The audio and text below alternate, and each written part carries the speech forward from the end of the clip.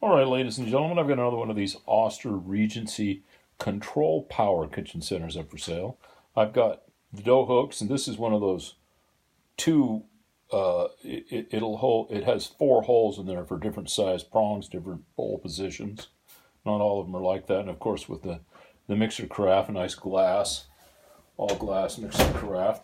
And I like to make these little videos, to demonstrate that they work.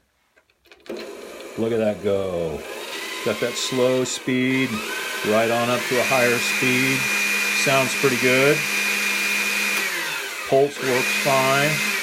Everything works as it should. This particular unit was really dirty.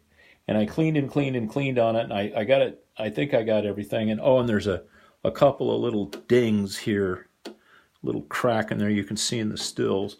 But it works real nice.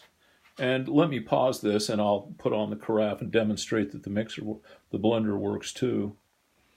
Okay, you got that nice glass carafe on there, and you can see it spinning. See that spinning? It sure sounds nice. So that's gonna whip it right up for you. Take a look at the stills, folks. I know you're gonna love them.